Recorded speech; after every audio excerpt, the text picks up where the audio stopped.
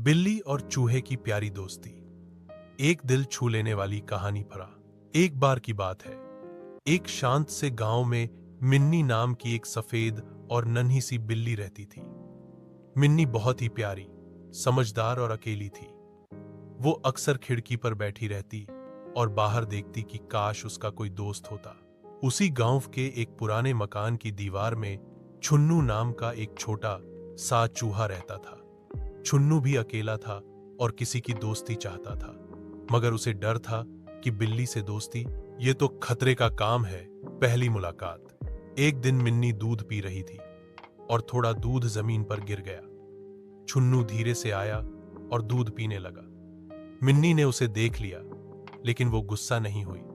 उल्टा बोली, तुम्हें दूध पसंद है ना, रोज आ जाया करो। छुन्नू पहले डर गया, फिर बोला, क्या सच में तुम मुझे नहीं खाओगी?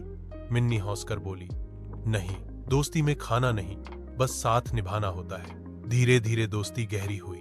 अब छुन्नू रोज मिन्नी के पास आता।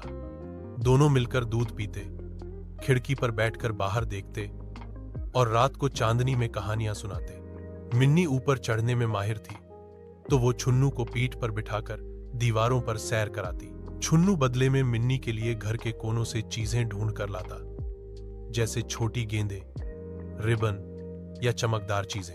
गांव वालों की हैरानी। गांव वाले हैरान थे कि बिल्ली और चूहा एक साथ कैसे रह सकते हैं, मगर उनकी प्यारी दोस्ती देखकर सब मुस्कुराते और कहते, अगर बिल्ली और चूहा दोस्त बन सकते हैं तो इंसान क्यों नहीं। एक दिन की मुसीबत। एक दिन मिन्नी बीमार पड़ गई। वो कुछ खा नहीं रही थी। छुन्नू बहुत परेशान हुआ। उसने खुद गांव के डॉक्टर की मेज से दवा की शीशी चुराई और मिन्नी के पास ले आया। उसने मिन्नी की देखभाल की, उसका ध्यान रखा और कुछ ही दिनों में मिन्नी ठीक हो गई।